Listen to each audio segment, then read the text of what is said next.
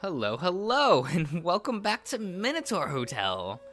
This is a curious game. I'll give it that. That was a very mysterious prologue, but now we're in chapter 2, so let's see how things go.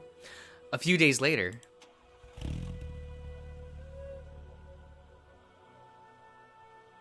the horizon sprawls across the stained windshield. The radio's tune has disintegrated into static. The AC can't keep up with the sun's heat on the car's roof. The desert stretches on the entire horizon ahead, a wasteland of flat, yellowed plains. To the right, about 100 meters from the road, the dusty soil gives way to a sharp cliff.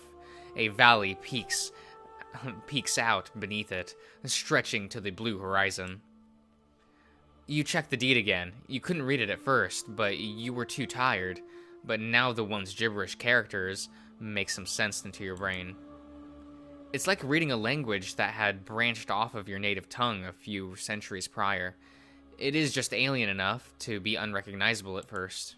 However, when you squint hard enough, you can read the characters reminding you of your alphabet. Excuse me. And then the words meaning pops up in your mind. It's unsettling in a way. It feels as if your brain is shifting from inside out. The more you look into it. But try as you might, it's hard to even acknowledge this discomfort. It melts away at the blink of an eye. You squint at the deed. Just an hour or so ago, you had checked it and realized how close you are to the address. And so you got into your car and set out, with a newfound curiosity and a nagging anxiety fighting in your chest. Maybe the old man really had given you something of value after all, not a worthless scrap of paper. Could it really be? You got a deed for a hotel from a senile man in a cafe? Sure, not many would complain about getting something for free like that, but at the same time, most would argue it feels wrong. The hotel should be just farther ahead. You turn on the engine and set off again. It pops up on the horizon line just 5 minutes later. A while later, you pull into the gravel parking lot. Oh, that's like a whole ass hotel. What the fuck? It looks more. It's like looking back in time at what must have been one of the greatest hotels of the 30s and 40s. It's built entirely out of marble in an Art Deco style. I appreciate that. It's majestic, grandiose even, and utterly ruined by age and made eerie by its surroundings. Who thought building such an incredible place in a desert would be a good idea? You look at the infinite horizon behind you. There is nothing aside from the hotel. No plants of any kind, nor cacti, brush, or even dead trees. Only a hotel in the middle of a desert, built on top of the cliff's wall. No animals either. The sky is blue, without a cloud or bird of prey in sight. The ground beneath you had no bugs, not even a scorpion or spider. There are no other cars on the road either. You look back to your car's panel. The odometer indicates you've only driven about 4 miles. The car's hood is cool to the touch, as if it had been off for hours. You look to the hotel as you think about all those details. Something catches your eye, however. A porch overlooking the valley beneath the hotel. The valley stretches to the cloudless horizon, framed to the right and left by a cliff, by more cliffs. Looking down to the bottom, you can just make out the outline of a dry riverbed stretching out. You notice there's a cave opening in the cliff wall right below the hotel. Its exit is lined with statues, the details of which you can't make out at this distance. Right outside, there are rocky tiles spreading out into the pathway. You'd wager a guess it made for a labyrinth of sorts when the river still flowed. The maze ends with a single pathway leading to a high mound, which would have easily stood as an island in the middle of the flooded valley. The region's terrain is much like the hotel. It may have been beautiful a long time ago, now it's eaten away by time. Your reflection is broken as a more pressing matter sneaks up on you. The heat. Regardless of the weirdness around you, there's no escaping the sweltering sun. You walk to the entrance, the door's unlocked. It's hard to tell for how long this place has been abandoned. The building itself surely is old, the exterior severely decayed. It wouldn't be surprising if the interior is teeming with wild animals, rotten walls, and falling pieces of ceiling. But instead it's just dusty, humid and stagnant too. The walls are water damaged, and there's a lot of mold. However, it's not as bad as one would think. You call out and hope anyone might be there. Maybe some squatters, but just like outside, there's no sign of life at all in the hotel.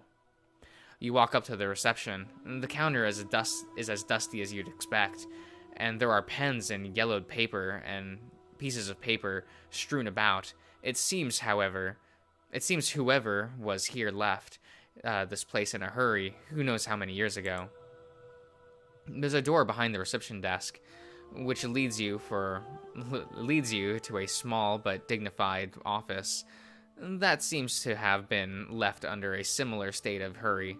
There are even portraits on the table showing black and white pictures of a smiling family. On the corner of the room, there's a rusty safe.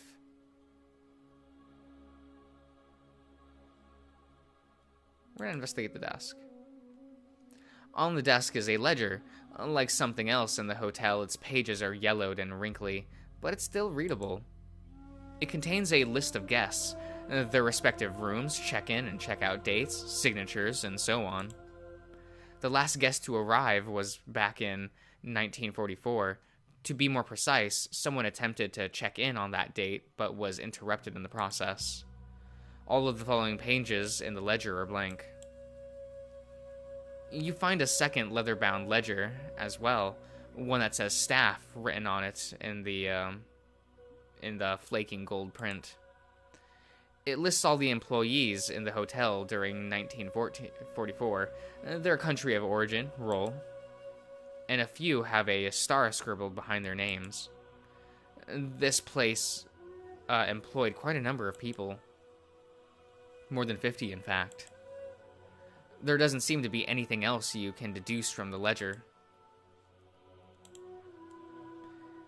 It's one of the old-timey safes you'd seen in movies from in the 90s, with the spinning dial and all. You prepare yourself to try and crack the password, except it's already unlocked, albeit rusty. There's only a stash of booklets inside, 4 passports, all from different countries. Unsurprisingly, they're all expired. There doesn't seem to be anything special about them. But it's strange that someone would keep passports in an office like this. You take a moment to go over the ledgers and passports together. A cursory glance reveals a pattern. The passports are from the 4 employees with stars behind their names. You take them with you and leave the ledger on the table. You obtain the passports. You return to the reception to continue looking around. Up ahead is the tall spiral staircase, going both up and down. There are multiple paths branching out from the lobby. You take one of the hallways leading down the bedrooms and find all the doors unlocked. Much like the lobby, the bedroom's rotting away while consumed by time. Walking into the disturbed,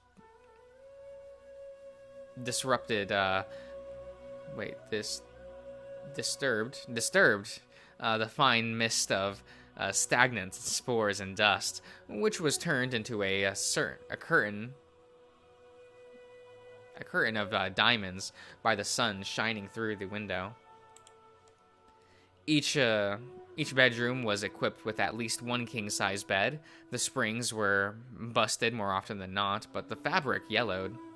Not even such desolation could hide the past glory of the place. You returned back to the hallway, which seemed to stretch forever forward. From outside, the hotel had looked big, but not nearly sprawling enough to have a ground floor with over 100 bedrooms. No matter how many twists and turns you took, the hallway never wrapped back into itself. Backtracking all the way back to the lobby was the only option. The spiral staircase seemed much more inviting than wandering the seemingly endless hallways. Over the staircase, all the way up, there was a skylight draping the sun's warmth over your shoulders. It was a lighthouse, guiding the travelers to this once majestic hotel. The way down was as ominous as the skylight was graceful. The marble hand railing were lined with burnt-out lamps. It was impossible to see much in the darkness down below. The second floor was mostly bedrooms again, but here, the outer hallways were lined with sprawling windows showing a courtyard behind the hotel, close to the cliff's edge. It was a sight to behold. While the hotel was consumed by time, the garden outside had flourished. It was a field brimming with white flowers, swaying in the wretched desert wind. At the center was a statue of a man and a dog. The flowers rose up to the man's knees, and only the top of the dog's head could be seen. The man's hand was outstretched, as if beckoning the flowers to grow taller and for people to approach. The garden seemed a more inviting adventure. You descended back to the marble staircase, brimming with clarity, and it felt like a cloak or a hug was draped over your back. You turned to the hallway leading further towards the hotel's back, but a single turn to the right brought you to a vast room. Right beside its entrance was a bar, and to the left table, couches and reclining chairs. Further left, there was a tall window of stained glass, like the ones in a cathedral. All throughout, and through a glass door beside this window was a garden. The wind blowing through the garden sent out a long, continuous whistle. From this low angle, the statue seemed like a king, tall yet humble, beckoning his dear subjects. The flowers sway back and forth in the singing wind, and the dog's head was barely visible above them. Its ears were perked, and its tongue lolled out from its grinning mouth. Behind the statue, beyond the courtyard, was a railing overlooking the drop into the valley below. As you walk around the statue, you notice out of the corner of your eye that the dog seems to have traveled its head to follow you. You look back. The dog statue hasn't budged, but indeed it was gazing right at you. You parted the flowers and walked up to it, and it's when you noticed the dog had 3 heads, one staring forward and one staring off to other side. All 3 of them exuded warmth. You petted one of the heads and noticed how worn the marble was. People have been petting him for a very long time. Then you made your way to the cliff's edge. Once more, you were greeted by the valley, straight down. Far below, you could see the statue-lined cave exit. You could only wonder how vibrant this land must have been ages ago, when the valley's rivers still flowed. You go back inside, into the vast room. It seems dark but intimate, now that your eyesight is used to the exterior brightness. You can still notice the whistling coming from the outside. You take a seat at the bar. This newfound darkness is soothing, soft as velvet. It's like being in a candlelit lounge. Behind the counter, the bottles of fine spirits are still half filled. They glimmer in exquisite browns, reds, and blues. You close your eyes and imagine how this place was decades ago. The whistling shifts again. It turns into the hum of human life. Footsteps and breathing, chairs being dragged, cutlery and plates clinking, laughter, whispers, people greeting each other from across different tables. People dressed so nicely, a barman in front of you, serving the finest drinks you can imagine. He knows your name and how you like it. You like it. Whether you are tired or brimming with life, he lends you an attentive ear. You open your eyes. You are back to the abandoned hotel, majestic and destroyed. One can understand why the old man wished to pass it on to someone who would care for it. You tap your jacket's breast pocket, making sure the crumpled parchment is still there. Even the yellowed, stained paper exudes warmth now. You stand up, walk out, and as you do, you notice a large purple stain on the floor behind the counter, and the glass shards of what used to be a wine bottle. You proceed further into the hotel. There's a lot to see still. All the way down to the hotel, a set of sliding glass doors beckon you. But from afar, the difference is clear. The wallpaper is ripped, and one of the doors is cracked.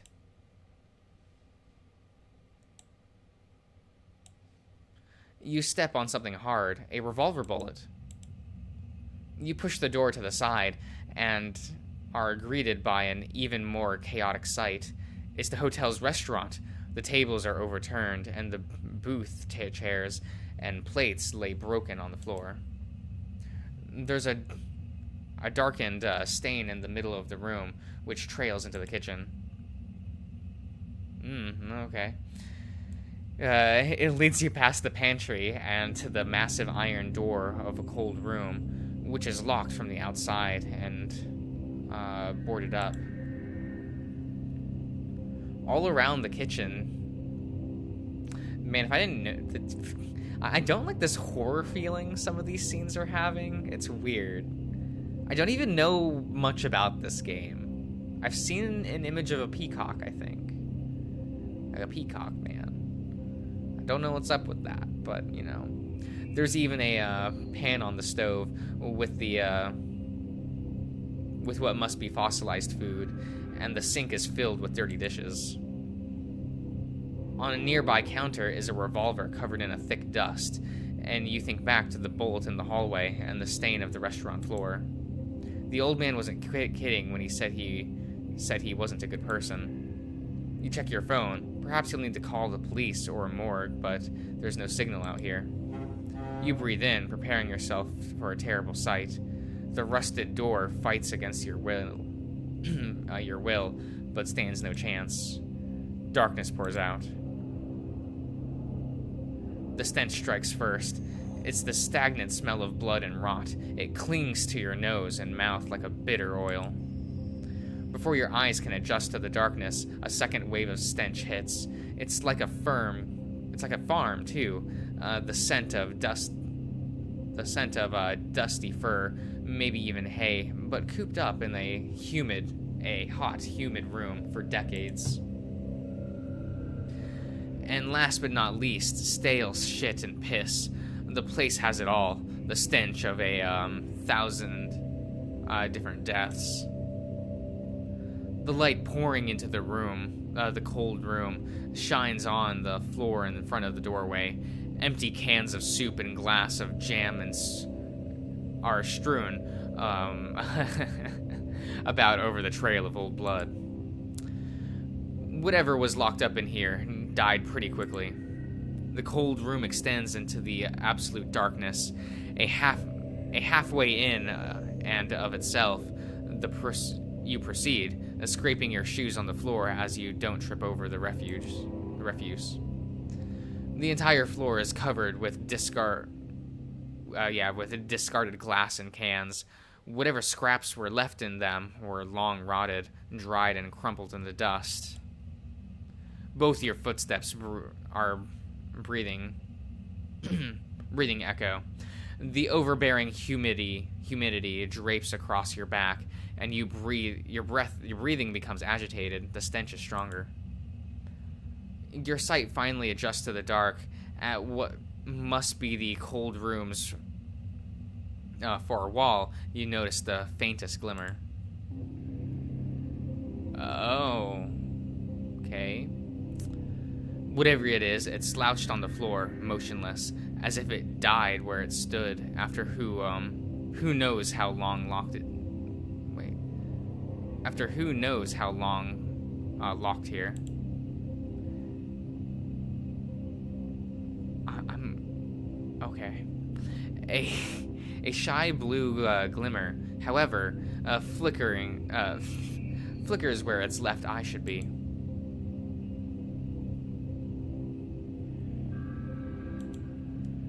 Your eyesight is used to the dark now. The distant pillar of light bleeding from the doorway is enough to avoid tripping on the discarded glass. You crouch in front of the thing. It's a bull's head. You look at its neck, searching for a zipper or the edge of a mask, but there's none. It's covered in fur, aside from the patches of sickly exposed skin. It has hooves instead of feet. Its horns could easily gore a person. Half of its skull is exposed. The bone still has a smattering of blood dust near the remaining flesh. Its left eye socket is empty, but something shining inside it, a blue ember. The fur is coarse and unkempt, but can't hide how deadly thin the creature was. It died from starvation, not from whatever destroyed its face. That's enough. You stood up and turned back to leave, and as you do, your rustling clothes and echoing footsteps break the curtain of silence. That's when you hear it. Breathing as faint as the moth's flame flapping. You look back to the corpse. The blue flame flickers at you. Its chest expands and contracts. You take a few steps forward, and the sparks follow you like an eye.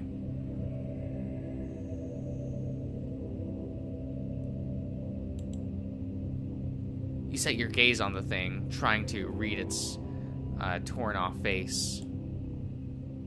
Can you understand me? It barely reacts to your voice. Your words sink to it, and crawl into its head, dig their way into its mind, and then twist up until it wakes up. Like a butterfly coming out of its long sleep, the thing's remaining eye shifts back to life. It nods to you.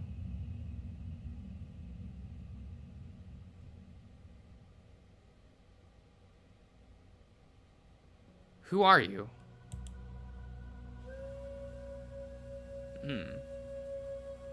I am the hotel keeper and prisoner of the labyrinth. His voice is raspy, and nearly a string of grunts booming through the room in contrast with the disheveled body his remaining eye frowns. And you're the master now, which makes me your servant, bound to your will. I cannot disobey your orders. The thing cradles his head between his arms. His voice comes out muffled. If you wish to know what I am a hybrid monster. About my sorry state, the previous master did this to me. And as your servant, I shall answer the master's questions. He remains with his face hidden for a while. which he does look up. He does look up. He stares at the exit and not to you. He squints his eyes and raises a deafeningly thin forearm over it. He scuttles an inch to the side, so your shadow covers him.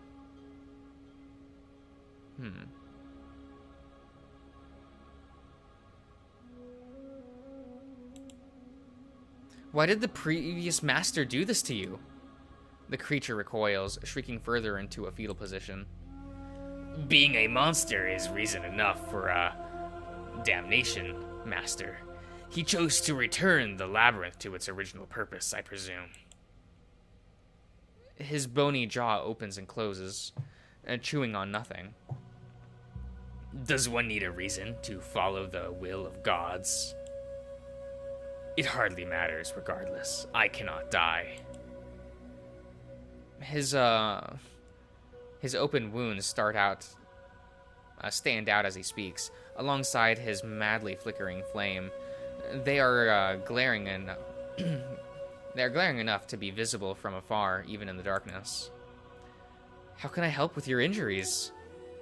He exhales sharply at your words. His face sinks again between his legs. Master need not worry about me. I cannot die, and it stops hurting a long time ago. A skull feels no pain. What truly hurts is to think about our guests. For all this time, I've wondered what happened to them. I hope they found belonging. I hope they found belonging elsewhere.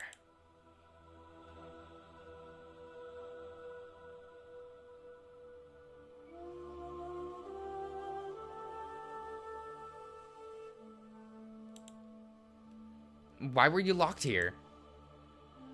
This is what the master saw fit. He shot me, then commanded that I stay here, in this room. But as you can see, I am an underling. It only hurt. I cannot be killed. I am undying. I can only presume he expelled all the guests shortly after, and now the hotel must be in a sorry state as I am. He locked the door as well, but his command was enough. I cannot disobey, so I had no way out. I am a prisoner, after all. Who lived here? What type of people used to consider this their home? Just about anyone in need. If fate saw it fit for them to stumble here. Orphans and runaway children, homeless wanderers chased by their past, shell-shocked men seeking respite. Those who have no one else and no place to call home. Before the last master took over, the hotel belonged to a man who fought in the First Great War, Master Jean Marin. He saw fit to bring in those displayed by bloodshed. His voice falters for a moment, and you hear a little cracking. The hotel was gorgeous then. Master Jean survived the First War, but not the Second, so his brother inherited the hotel and saw fit to enact his will against me. You pull the hotel's dean from your breast pocket. So it's this that makes me your new master? Correct. The ownership of the labyrinth was transferred to you. I always knew who the current master is and his name.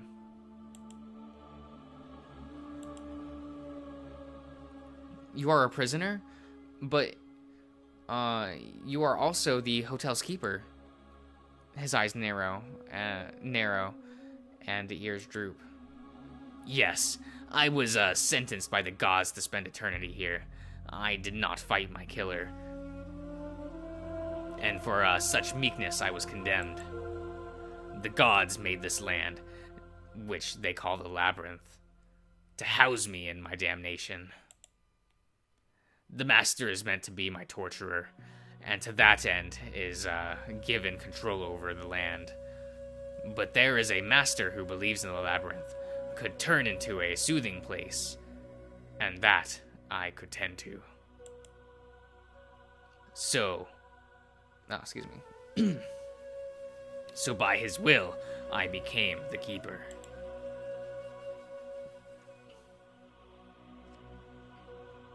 And by the god's ancient command, the labyrinth attracted those who are lost and have nowhere to go. They become our treasured guests. He closes his eye for a moment, lost in a dream. What about your life? Before you came here, what was it like? Master Jean told me it became a matter of legends. I was born from a queen who had an inflicted affair with the white bull of a sea god, Poseidon. I was raised in the court of King Minos in Crete. I keep forgetting. He took me as his son, even if I was much worse than a bastard. But eventually, my sister demanded I be sent away. Father Minos, I don't remember this word. Mother spoke not, so they shipped me off to my first labyrinth alone, with just an axe for company. I stayed there for years, until one day, the warrior Theseus came for my head in rebellion against Father's reign. He was prepared to fight me, but I had nothing to live for. So instead, he provided me with mercy. As you can see, the previous owner attempted the very same. But I cannot die, not this time. I only lost some flesh. And the hotel's guests. His eyes flicker madly. Your questions are all answered. Another comes to mind. Oh, what's your name?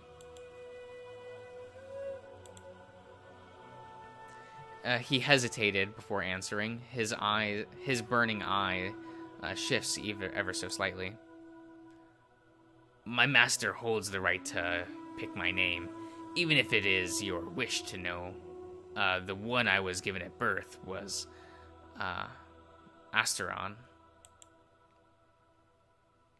Asteron the Minotaur, adopted son of the king Minos of Crete. Asteron looks up to you as he speaks. Perhaps the distant land those words, adopted son of King Minos of Crete, brimmed with pride. But today they drip with the nostalgia and hope of a man who, for the first time in decades, uttered his own name. For a split second, he remains... For a split second, his remaining eye reflects a strand of light from outside. He realizes then how dry, thirsty, and hungry he is. But it doesn't matter. After all, he cannot die. As a servant, his duty takes precedence. The Minotaur adjusts to a kneeling position, the cracking of his kneecaps bouncing off the cold room's floor. The cold room's walls. He bows his head to you. The bond between jailer and prisoner is born from the deed, while that between master and servant is willingly chosen. Will master hear my oath of servitude? You raise your eyebrow at the skeptical Minotaur's gesture. You cannot muster a response in your silence. The Minotaur glances up to you. He starts shaking, barely able to hold his hands together. Then his lips tremble in anticipation. Master, the labyrinth was designed to torture me. The Minotaur's voice cracks. For the first time, you notice a tail thrashing behind him. The oath of servitude is what kept it at bay. Please, master, allow me to recite it and take me into service. You can only nod in response. With your authorization, he is able to proceed after a minute to bring himself together again.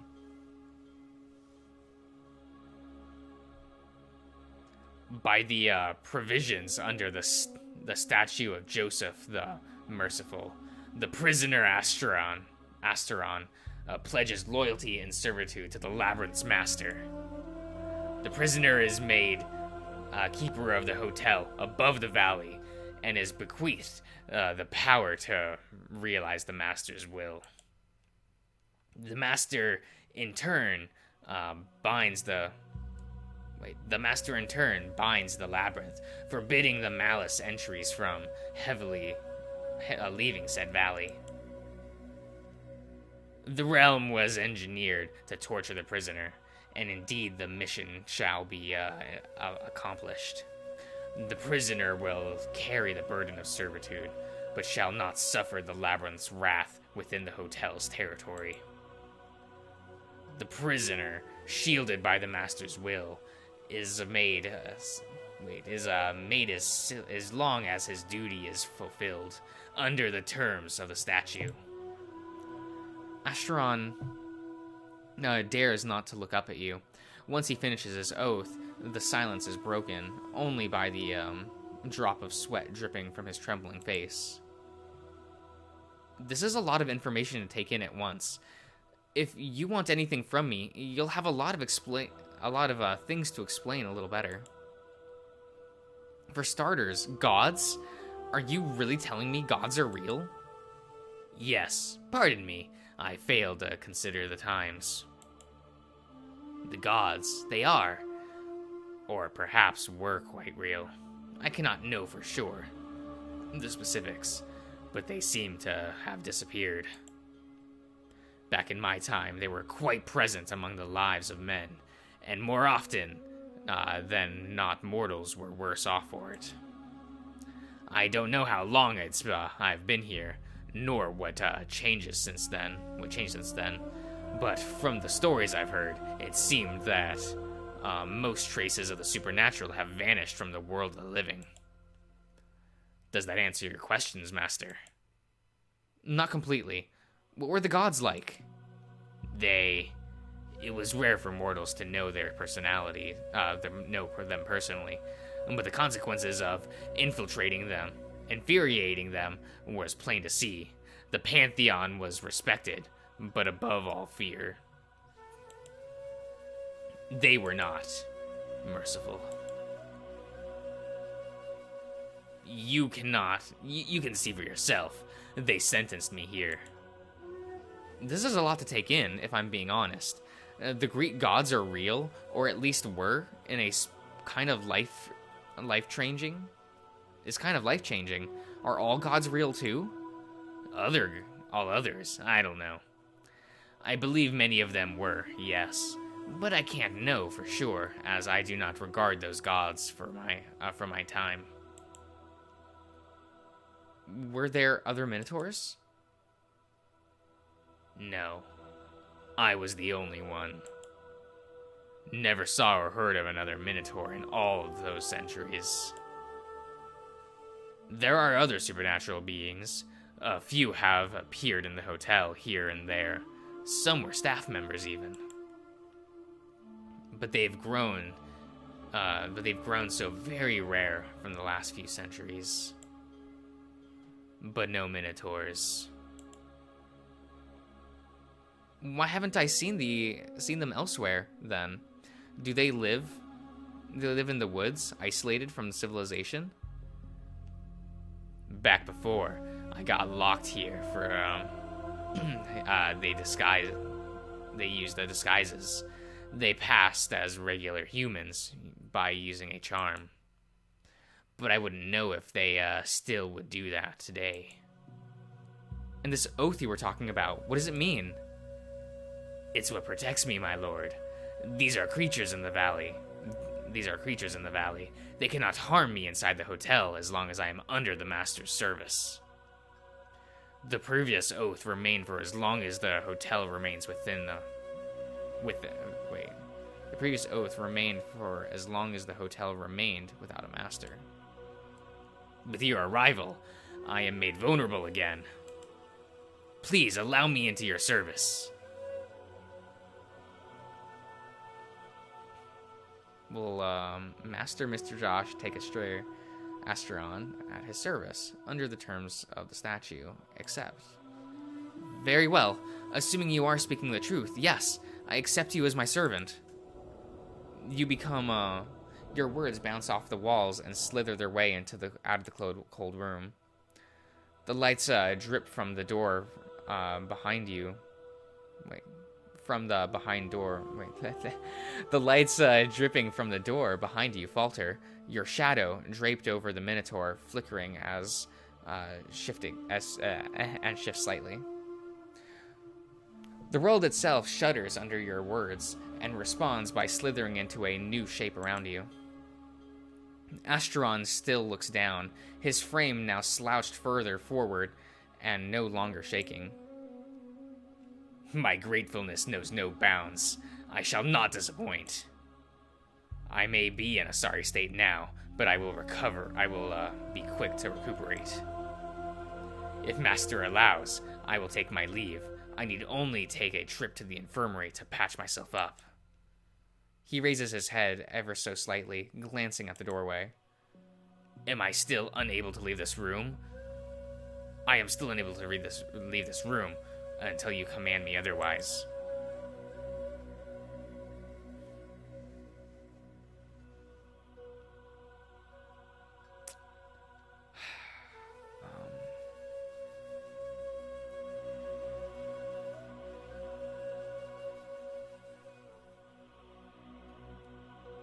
I'll escort him. Undying as he may be, the Minotaur's body is atrophied? He won't go far on his own. You kneel down to his level. Despite the darkness, you can make out his scalpel, and sagging skin. Can you walk on your own? Estrella averts his eyes by looking down on his legs. Master ought not be worried about me. I can make it to the infirmary on my own. I've been through worse. He's not looking at you. There's just a hint of pride in his voice.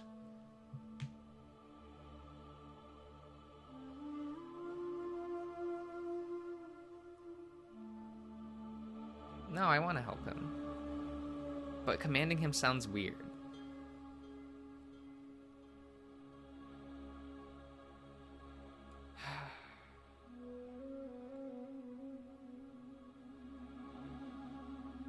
Yeah.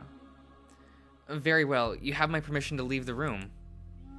Without uttering a word, the Minotaur bows to you, then puts his hands on the ground to try and rise up. He struggles. First it snaps his knees from the new position, and then it finds his balance. He succeeds after holding on to one of the shelves. One step at a time, he ambles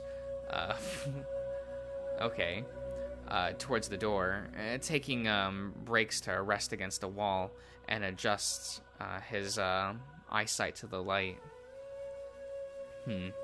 I think I'll end this part here. It's running a little long, so I'll see you around, everyone.